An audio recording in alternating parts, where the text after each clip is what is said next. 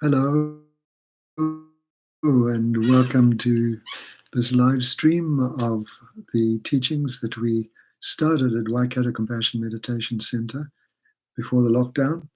The teachings on a text from the Tibetan Buddhist tradition called The Three Principal Aspects of the Path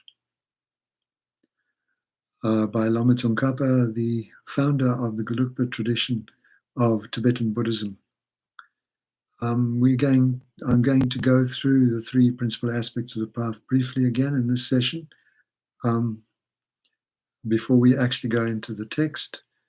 But before we start, let's, as I usually do, start with a motivation, thinking about why we actually want to listen to these teachings and what we want to get out of them.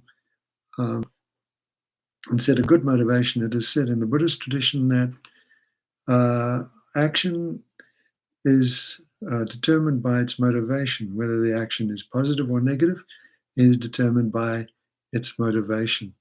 So it's always good to consciously set a very good motivation if we do any action, particularly an action connected with the Dharma. So let's think about why we actually here and what we want to achieve by being here. In the Buddhist tradition, there are a number of motivations. The motivations for this life. You want something good out of this life, so you come to the teachings. Maybe you want to appear as some kind of holy person, or you want to appear as some kind of spiritual person, so that people praise you, or something like that. There's another motivation from a Buddhist point of view, is that you want to get positive lives in coming lives, happy lives in coming lives. So you listen to the teaching so you can practice, and so that in coming lives you will be in a good situation. Another much more important motivation is to attain enlightenment. Enlightenment, of course, means freedom from suffering from all the samsara. In other words, freedom from all suffering, so that you never have to have any dissatisfaction, disappointment, or suffering again. So this is a goal for many Buddhists, and it is a very positive goal to set if that's your motivation, very positive. So we try to set that kind of motivation, but the highest motivation is to attain enlightenment again, but not only for oneself, but to help all others as well. You can see that this is a very powerful motivation because it doesn't involve only one person.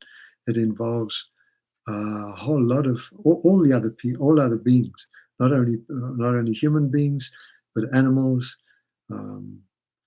all the reptiles and all the other beings that there are in this and all the other universes. So we have the motivation to be of benefit to all of them. So this is the greatest motivation to set. But if you find that you can't set this kind of motivation, if it's too much for you, then His Holiness, the Dalai Lama, recommends that at least you set a motivation to have a kind heart, to have a kind heart as your motivation. This is what he says. We need to set a proper motivation to listen to these teachings. If we set a kind heart as our motivation, this is the source of all happiness. If we lack such a heart and instead are proud, pretentious, and so on, this only brings unhappiness and uneasiness. The effects in future lives of whether we will be either a cultivated, gentle person or a rough, crude being will be seen in terms of our conduct in this life. Even if we do not accept the existence of future lives, yet having a kind heart, or on the other hand being coarse and crude, will bring either happiness or unhappiness in turn now. Most important is our daily conduct. Even if there was no such thing as future lives, there's no harm in being gentle. It helps in our daily lives. If there are future lives, then even more so will we benefit from being gentle, kind persons. So be friendly, kind to each other, and not just in theory. We need to do so in terms of actual people and actual situations we encounter in our daily lives. This is the essence of the Dharma, and it is not difficult to follow. It is not something we go and buy in a store, but rather it is something that we practice ourselves. He goes on to say, be more and more mindful to be gentle, cultivated, loving, and to have a warm heart. Look at the disadvantages of being crude, raucous, selfish, and rough. We need always to remind ourselves of them. If we have a kind heart, this brings happiness, good fortune, health, and peace of mind. This helps me a lot in my own thinking. We're all the same. We all want happiness, so we all need to do the same. Be gentle and kind. So now let's just take a moment to think of our motivation. And if we can't set a very powerful motivation like wanting to attain enlightenment for the benefit of all beings, let's at least set the motivation to have a kind and gentle heart to all beings. And let's just take a moment to think about that.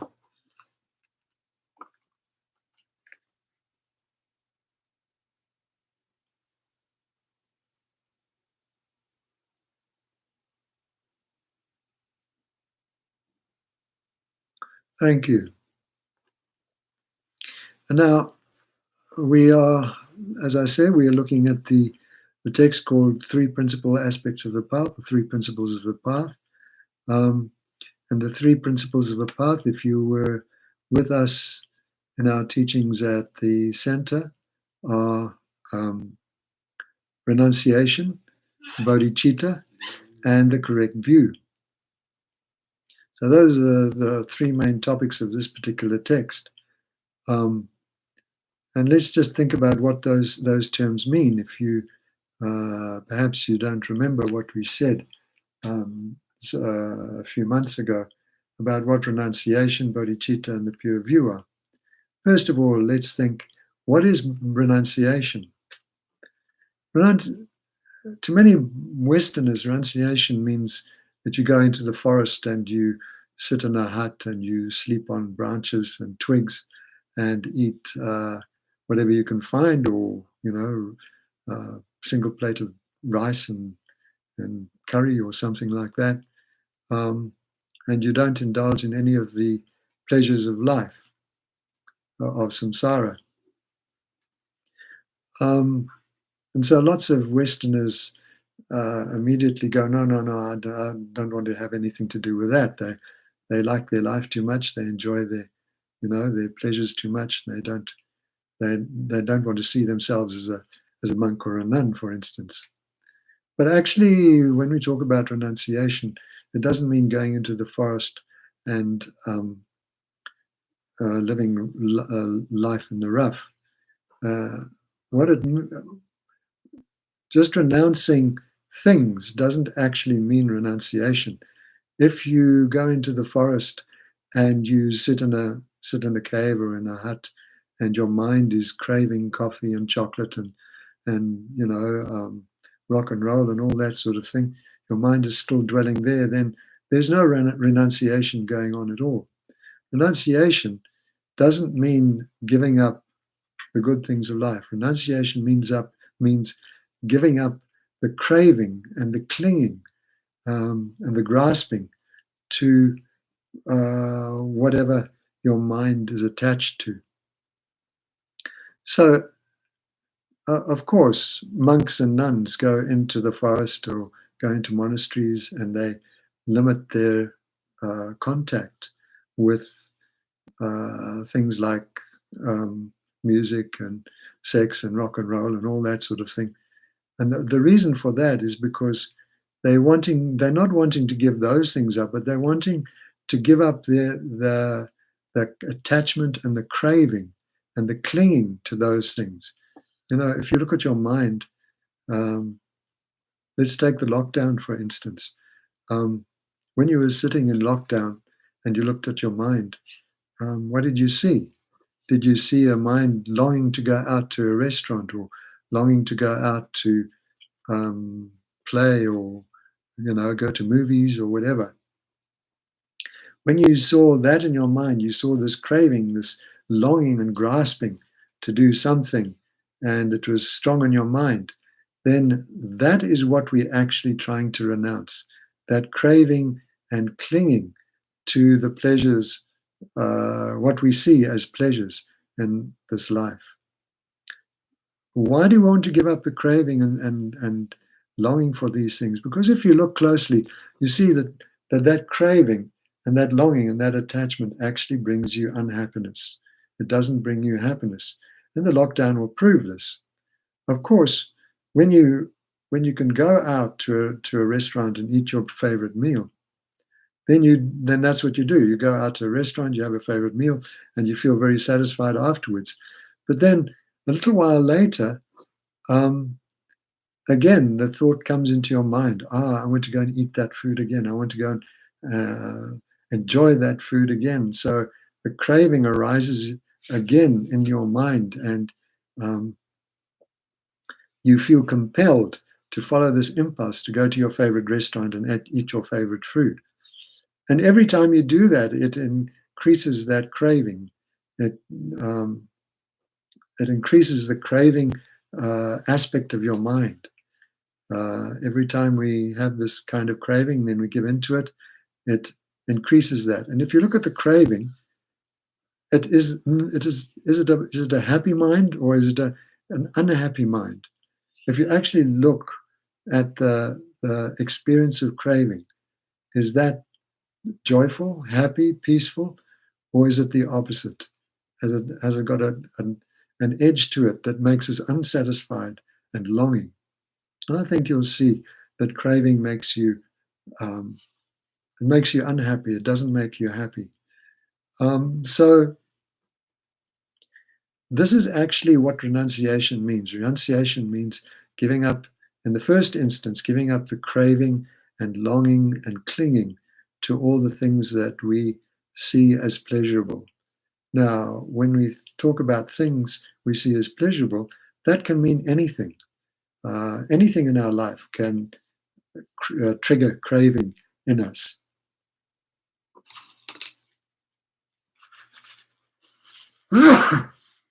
Excuse me.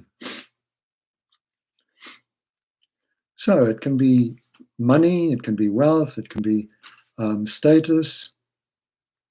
All sorts of things can trigger this craving within us.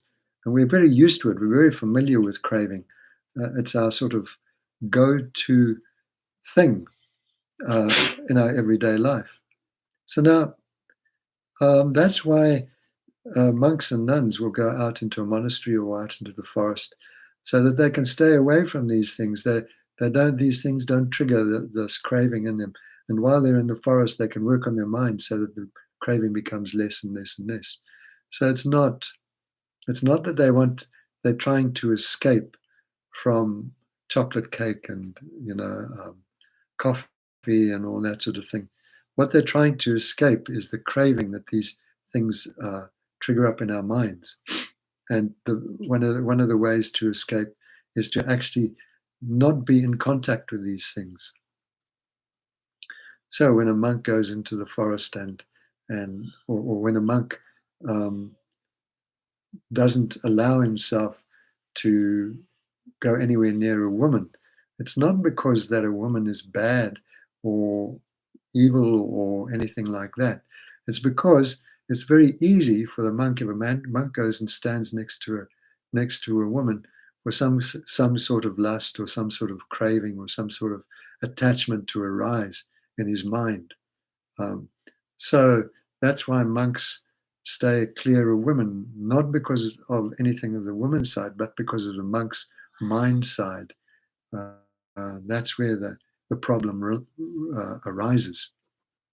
So when we talk about renunciation, we're talking about this type of craving, and longing and attachment that brings us unhappiness. And when we think about how does this come about? How does this craving come about? this mind of ours is very tricky because it sees something that we conventionally say is attractive. So of course, sometimes we see, let's say we see a person and we generally think, oh, that's a very handsome or very beautiful person. Then we don't leave it there. If we just said, oh, that's a good looking person, and then walked on by, and the next minute that person, that incident was gone from our minds, there was no longing or looking back at that person or anything like that, then there's no problem with looking at the attractive person or admiring the attractive person. But normally what the mind does when they say an attractive person or an attractive thing, can be a car or anything, as I've said, the mind immediately creates a story about it that inflates the attractiveness of it, makes it even more attractive. So you might say, we see an attractive person, then we say, oh, that person's so attractive. They must be a very nice person as well, because they're so attractive. They must be also nice. And then the mind goes into some kind of story about how nice it would be to be with that person, how nice it would be to get to know them and maybe have a relationship with them, or blah, blah, blah. And so we build up this expectation in our mind. So you can see that actually what the mind is doing is overemphasizing, building up something that's not there at all. And then we believe in that story, and then it becomes, then we lust after. That craving comes, then the craving comes, and the longing comes, and we want to be with that person or with that thing. We want that car, we want that particular stereo or that TV or whatever it is that the mind has built such a beautiful picture around. And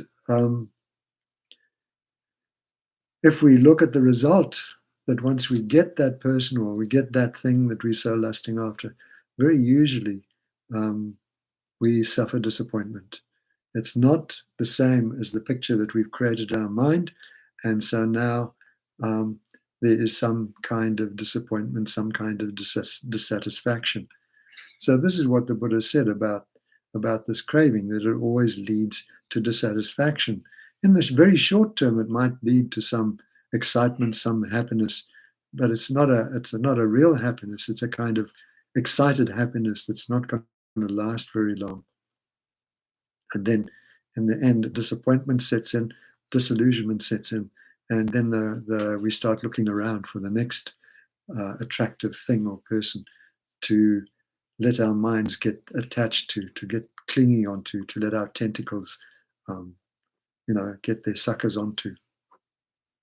So what we talk about when we talk about renunciation is this mind that gives up, particularly that craving and attachment, craving and clinging and attachment. So that's what renunciation is really all about. Not about giving up the good things of life, but giving up what the mind does with those things in its samsaric functioning. Ultimately, what we're talking about when we're talking about renunciation is giving up what's standing behind the craving. Now, if I ask you what is standing behind the craving, then you can see there's a strong sense of I want this, I want that. That sense of ego or sense of self. So in the first instance, we're giving up the craving for things and people and so on that appears so delightful in samsara. But in the final instance, we're giving up the one that is standing behind the craving, the one that says, I am the one that is craving. Because that ego, that egotistical I that stands behind and clutches onto things and wants to possess all the time, wants to have lots of me and mine, that is the cause of all our problems. And renunciation means that eventually we have to give that up. That's what we're aiming to give up. Because once we've given up that, then we are free. Then we're completely free. We will never have the craving again.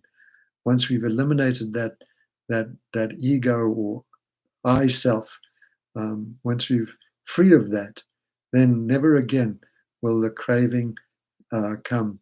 The craving that brings so much dissatisfaction and the happiness. So when we talk about renunciation, it's our ultimate renunciation is to give that up. And we'll talk a little bit about that when we come to the ultimate view. Then the second of the three principles of the path is bodhicitta, if you remember. What is bodhicitta? So bodhicitta is the mind that wishes to attain enlightenment for the benefit of all beings, which is what we talked about in the motivation. So that intention to attain enlightenment for the benefit, to be of greatest benefit to all beings, is called bodhicitta. So you notice it has two aspects. It wants to help all beings, it wants to free all beings from suffering. And to do that, that's the first aspect. And to do that, it wants to become enlightened. Because why? Because only by being enlightened can you really help others. When people come to me and ask me for help, I can give them a certain amount of help, but it's very limited help. I can't see into their minds and see what they really need. I can only help them on a very surface kind of level. And if you look at your own situation, I think you'll find the same, that when people come to you and say, please help me, and if they have a serious problem, you find often that you can't help their serious problem because you can't see into their mind what's actually causing the problem and what they really need to free themselves from that problem. The Buddha can see deep into the minds of others, and so can see exactly what's needed to free each being from the problem or difficulty that they are going through. So that's why we want to become enlightened, because then we have the greatest power to help others, to achieve our goal of being of greatest assistance to others. So bodhicitta has this wish to help others and then to attain enlightenment so that we can actually do that. We can actually assist others in the best way possible. And then the third aspect of the path is the correct view. The third principle of the path is the correct view of reality. So now we've often talked about in the center, we've often talked about what is the meaning of emptiness, what is emptiness. But I'll explain it again just a little briefly here again, so that we can get some kind of idea of what we're talking about when we talk about the correct view of reality. Now, a little bit earlier, I talked about renunciation being giving up the ego, the ego that's standing behind the desire to want all the time, the desire to possess all the time. I like this, I don't like that. I want this, I don't want that. That sort of thing. Well, now what's behind that? This I that's behind that. So if you get very angry, or you're accused of something you didn't do, then you get very frustrated and angry, in particular. Then how do you react? You say, don't do that to me. Don't accuse me of that. I didn't do that. And you notice the very strong sense of I arising, a very strong sense of an independent I, just an I that's not depending on anything else, that's sort of separate from everything else. And it's very strong. It stands like a tent pole of a tent. It sounds very strong and firm. I am being insulted or done something against.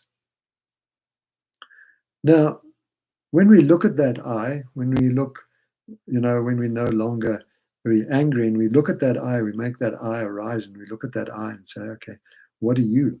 Who are you? Then we try to find that I. What happens? When we try to find that I, if you ask that I, and who are you? What are you? Then what appears is not something that's very clear. It appears kind of either it appears kind of fuzzy, or it appears just to be a kind of spaciousness, a kind of formless thing that's standing there, hasn't got any form and hasn't got any voice or anything like that. So this gives us a clue about the nature of this particular I. So if we sit in meditation and then we make that experience arise again, that experience of don't don't accuse me of doing something I didn't do, that kind of experience, or I'm so angry with you, that kind of experience. I mean, like let the I arise again. Then we look for in the meditation, we look at that I and say, okay, now let's try to find this. Let's try to isolate this and find it and find out what it is. What's its nature? What actually is it? Then we start looking in our body and mind, looking for this I that's so strong. And we say, is this I my skin? Is it my skeleton? Is this I my body? Is it my heart? Is it my brain? And we go through the whole body and then the mind, looking for this I, trying to find out how we can pinpoint this I and isolate it and say, that's what it is. But the more we look, the less we can find it, the more phantom like it appears. It appears to kind of always be out on the fringes somewhere. No, it can't be pinned down. It won't be pinned down. It's like a phantom that appears in the corner of your eye that when you look at it, it's gone. And the more we look for it, the less we can find it, until eventually we come to the conclusion, actually, this I is just a phantom. It's just an hallucination. It doesn't actually exist in any way whatsoever. It cannot be found. No matter how much you look at it, it cannot be found. So when you say, well, if this I can't be found, does that mean I don't exist at all? That I'm some kind of phantom, some kind of movement in the air, but that's all. Then of course that's not true, because if I come and give you a healthy slap on the face, you'll certainly feel it, and you'll certainly probably give me a healthy slap back on the face. So it's not as though I don't exist at all. It's not that when I can't find that particular version of the I don't exist at all. But if I think deeply about how I do exist, then I can see that I exist as what do I exist as? When we see that I is very independent, we see that I that was standing there wasn't dependent on anything. But if I look at myself, then I can see I'm totally dependent. I'm dependent on air, I'm dependent on food, I'm dependent on drink, I'm dependent on the sun, I'm dependent on my mother and father having come together, and my grandfather and mothers having come together. If they hadn't come together, I wouldn't be here. So if I trace back and I look very closely at how I'm made up, I can see that I am dependent. I am completely dependent. There's nothing that's independent about me whatsoever. No matter where I look, I cannot find that independent I. But if I look closely, I can see that I'm dependent on many things. And in fact, if I look very closely, I can see that I'm dependent on everything.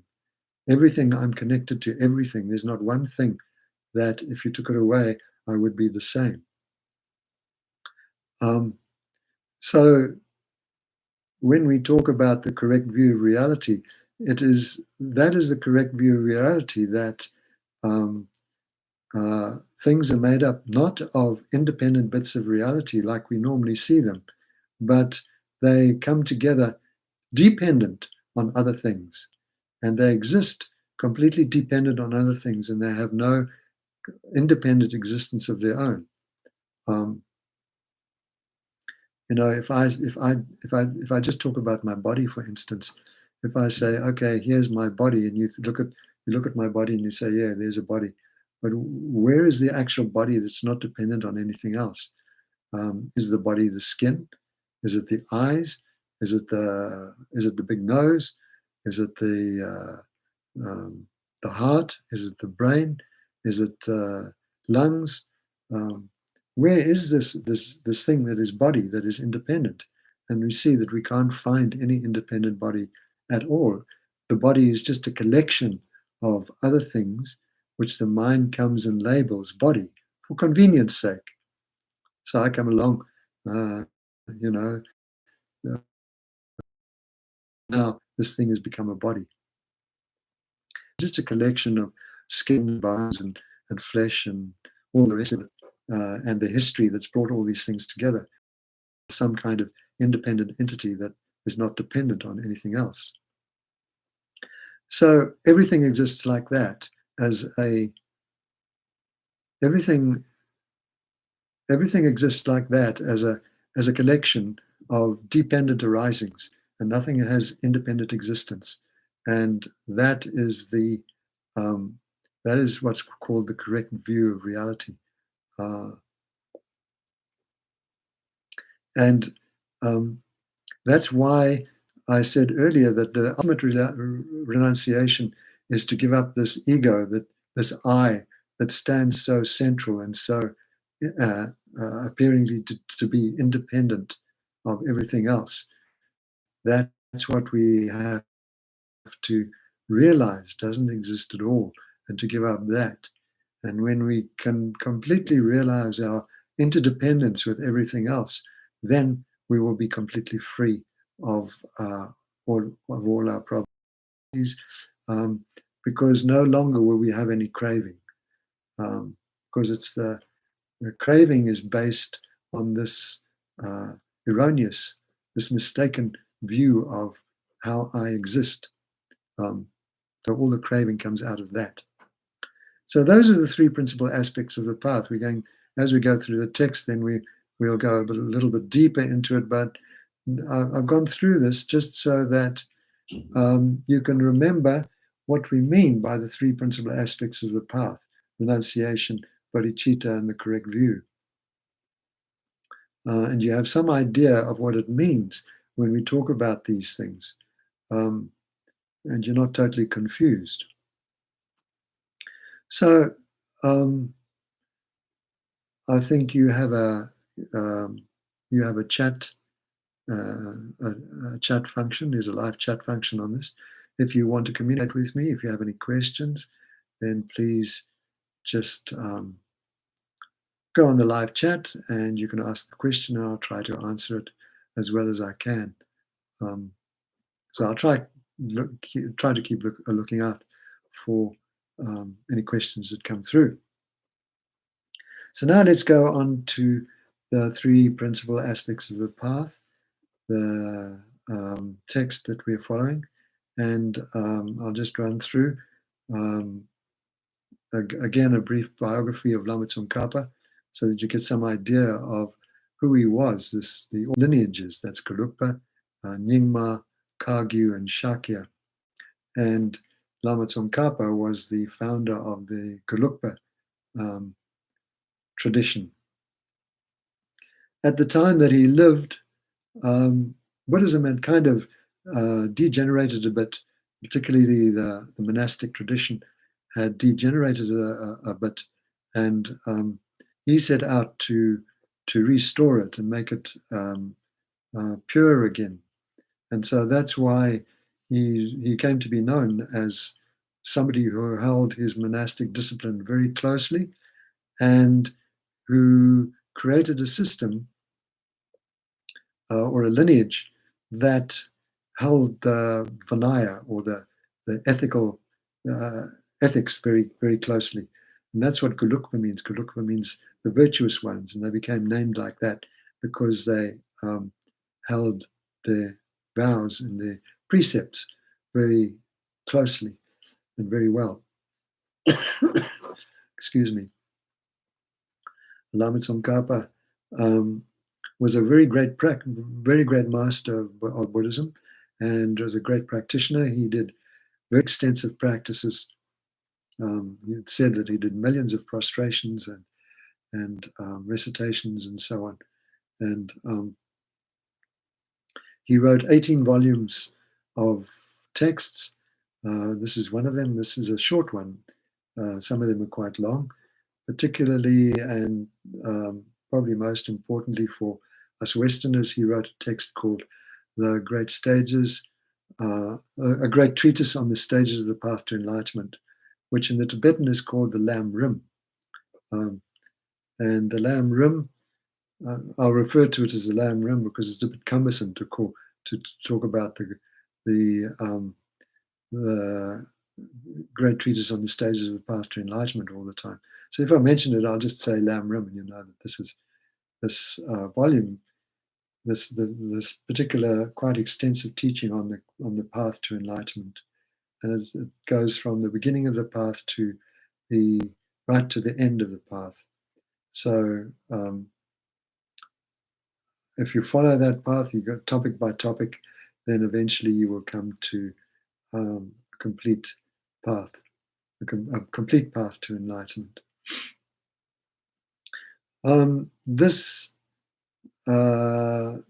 Lots of what we're going to talk about in the three principles of the path is included in the Lam Rim. And if you're interested in reading the Lam Rim, you can get it off book depository. It comes in 3 volumes. In the English is called the treatise on the great treatise on the stages of the path to enlightenment. As I say, it comes in 3 volumes. If you want to get off Amazon or book depository, if you want to read it.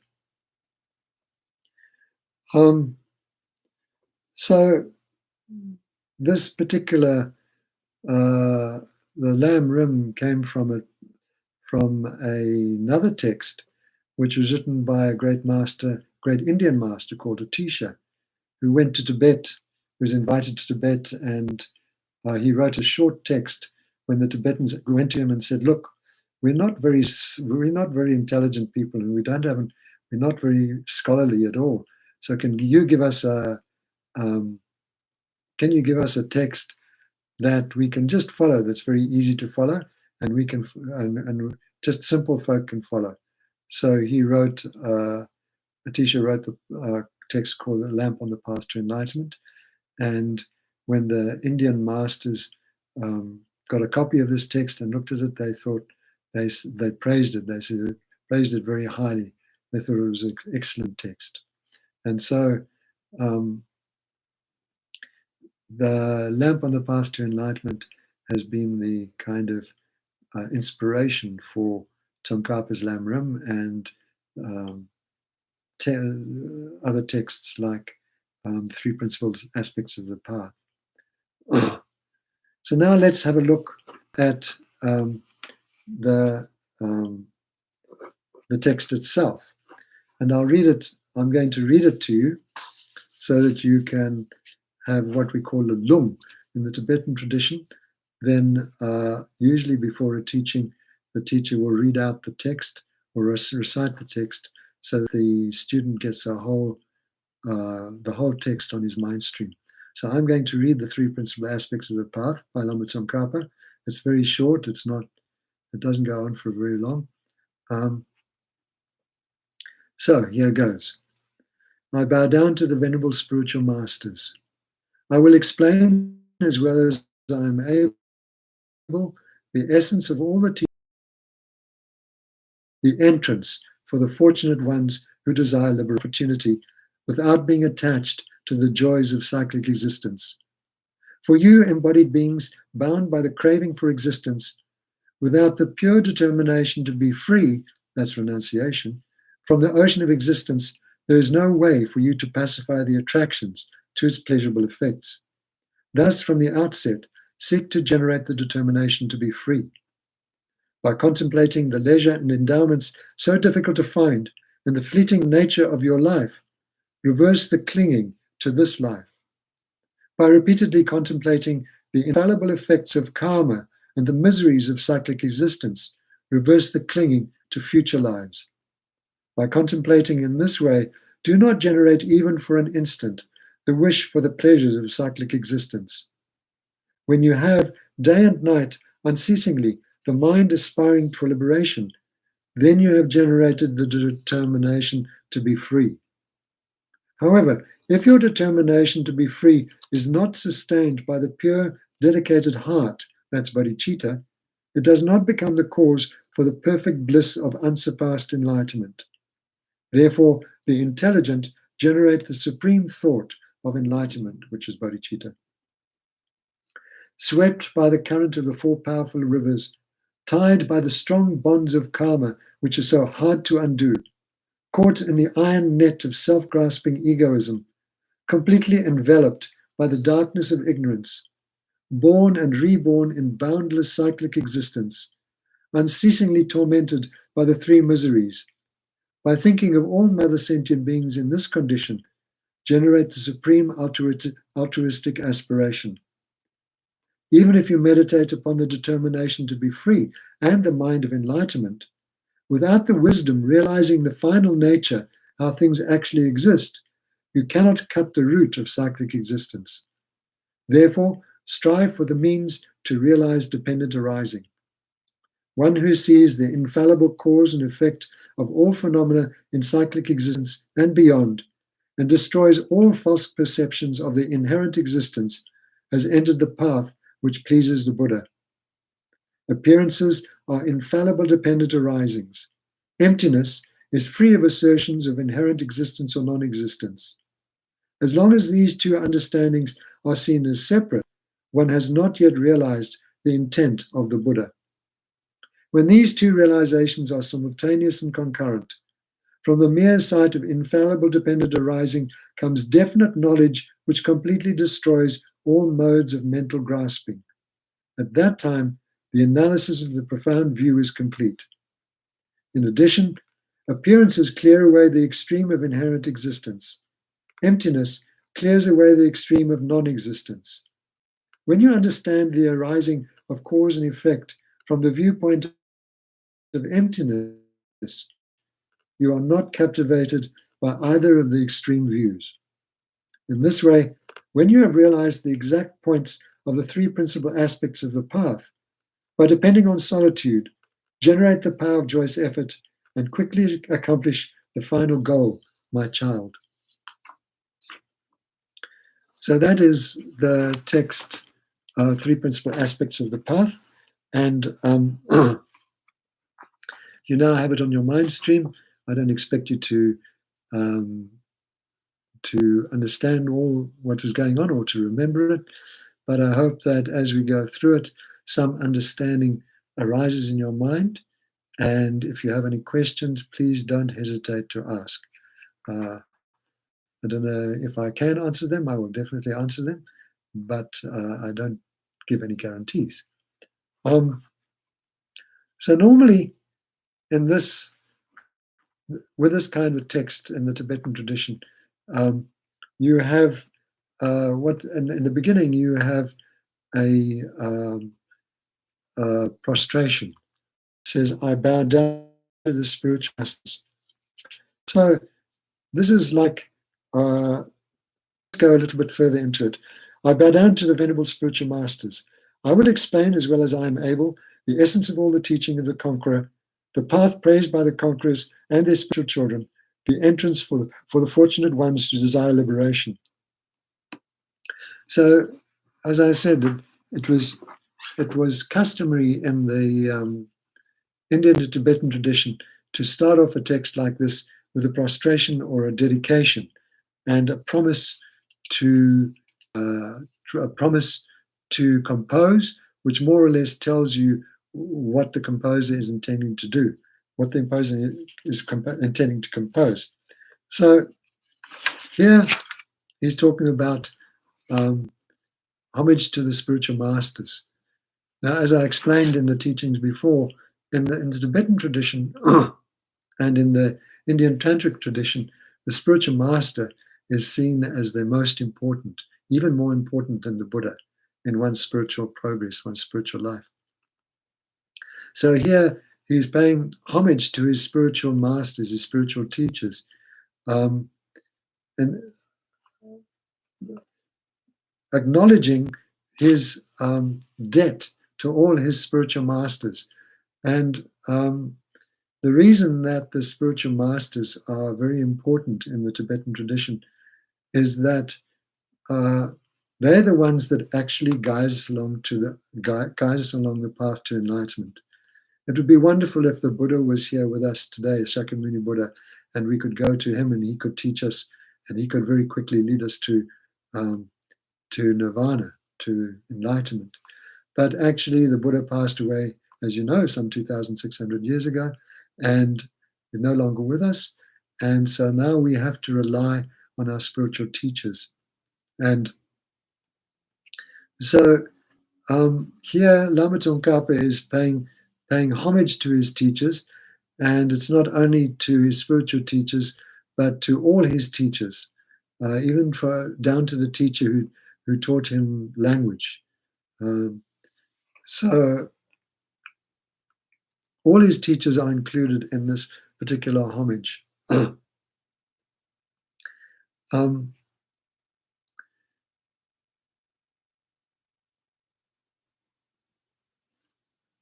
So when you think about, if you think about how people view their teachers today, if you go to school or something like that, how do kids view their teachers? Then we can see that there may not be a great amount of respect or veneration for their teachers, but it's very different in the Tibetan tradition, in the Buddhist tradition, where your teacher is seen as the most influential person in your life, and one is encouraged to pay great devotion and obeisance to the spiritual master, or the number of spiritual masters that you have. So why do we pay homage to the spiritual master? Why do, apart from gratitude for what the spiritual masters have done for us? Thupten Chodron is a very famous Buddhist nun, and she has many YouTube videos. And in her commentary on this particular text, she makes the point that Lama Tsongkhapa is paying homage to his spiritual master so that he can eliminate any obstacles to the composition of this particular text. We don't want obstructions and obstacles when we engage in the Dharma, particularly in the Dharma activity, and particularly in a Dharma activity like composing a text. So one of the ways to eliminate obstructions and eliminate obstacles is to pay homage to the teachers, and to feel great devotion towards the teachers, so that one doesn't encounter difficulties along the way. Of course, if you have some doubt about your teacher, or you have some criticism of the teacher, that immediately puts an obstacle in the way of your practice, of your progress. So here, paying homage to the teacher clears away all the difficulties and the problems that we may encounter, the obstacles we may encounter in composing the text. So that's another reason why Lama Tsongkhapa pays homage to his spiritual master. And then also, when we pay homage like this, another quality that we're showing, the Lama Tsongkhapa is showing that he's showing humility, that he's not setting himself up as some kind of, I'm the great master and I know everything, and you people are just minions and ignoramuses and completely useless. we have the kind of mind that sets oneself up as the great teacher, sets oneself up as something more special than the audience, then we have a problem. We have a difficulty. We're creating an obstacle for ourselves. Um, so when we pay homage, when we compose a text like this and pay homage, it is admitting our own humility and our bowing down. One of the advantages of prostration is to show humility, is to eliminate pride and arrogance. So this is what we're trying to do here: is to eliminate the pride and arrogance. Eliminate pride and arrogance that comes from being a composer or a teacher or some kind of a person like that. Another reason for paying homage is to recognize that the teachings are not something ultimate and eternal. The teachings are impermanent and very valuable. While we have them, they're very valuable while they are here. They're not going to be here forever, but we have them now.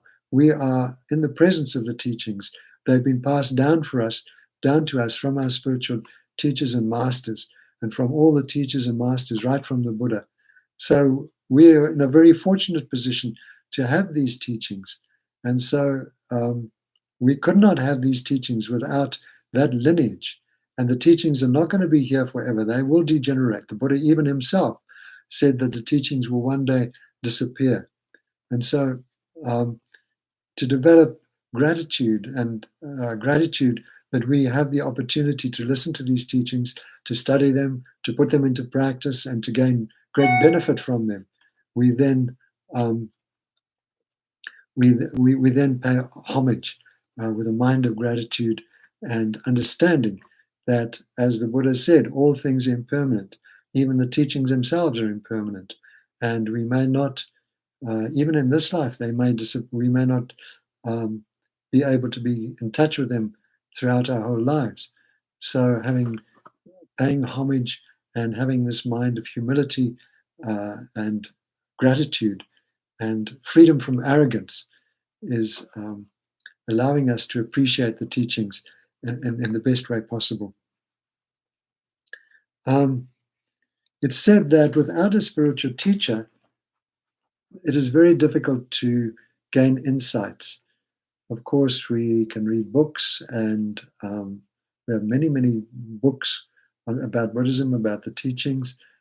Some of them are very, very good books, and some of them are maybe more questionable.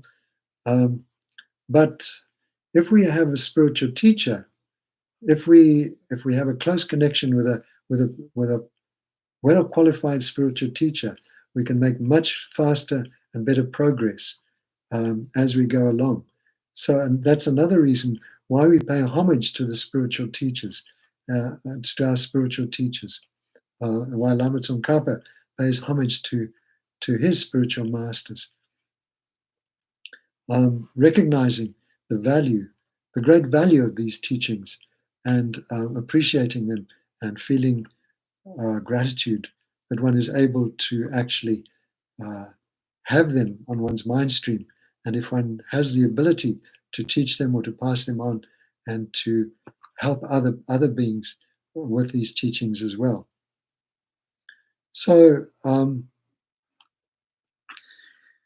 then when we talk about spiritual teacher, we need to think about, okay, so we need a spiritual teacher. Spiritual teacher is very, very valuable for us, very useful for us. So how do we get a spiritual teacher? How do we find an authentic spiritual teacher? Now, when I'm talking about a teacher, I'm not talking about a monk necessarily. I'm not talking about a man necessarily. A spiritual teacher can be anybody. Can be, a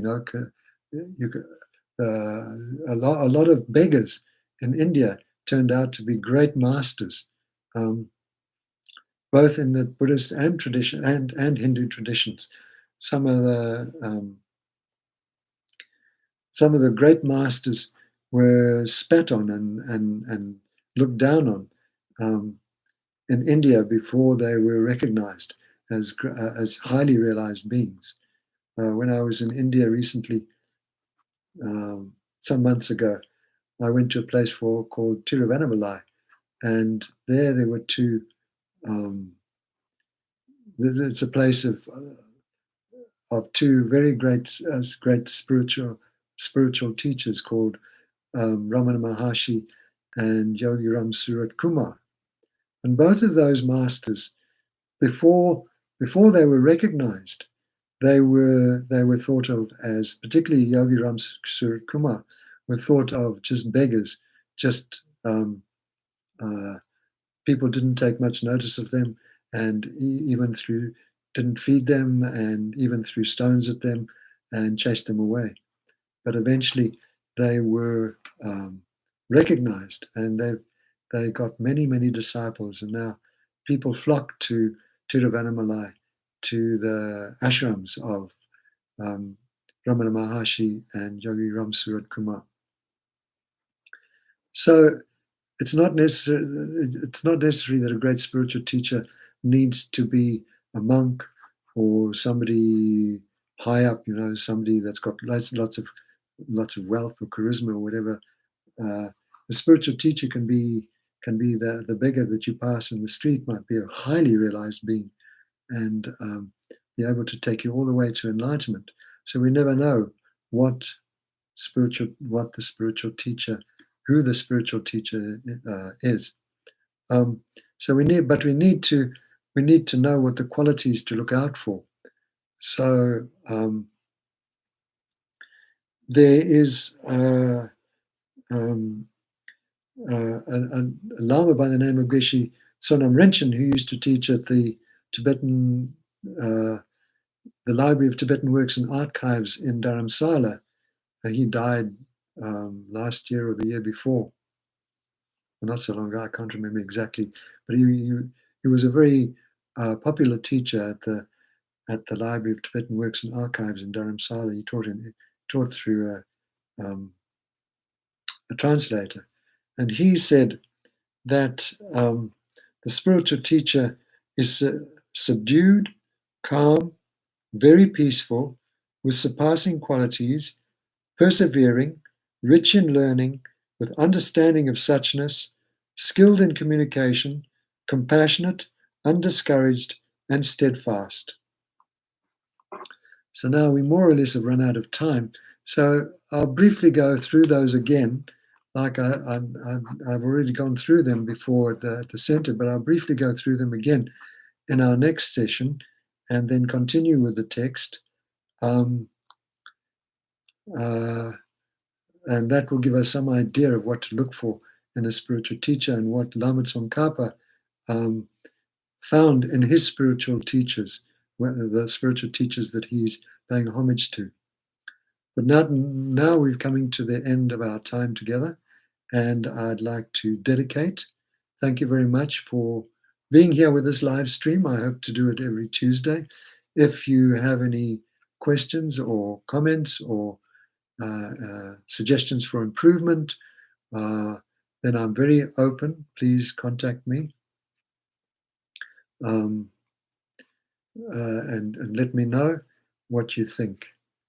But now, before we go, could we just dedicate whatever we have created, whatever positive potential we've created here in being together through this live stream, let's dedicate it to our purpose, particularly if you had the purpose of bodhicitta, the wish to attain enlightenment for the benefit of all beings, particularly if you can dedicate like that this, whatever positive potential we've created together, may go towards gaining enlightenment for the benefit of all beings everywhere. Hopefully that can be our dedication. But please remember also all those who are sick with coronavirus, that they may quickly recover, and all those who've died or will die through coronavirus, may they also quickly find a happy rebirth and find the Dharma and become enlightened very quickly.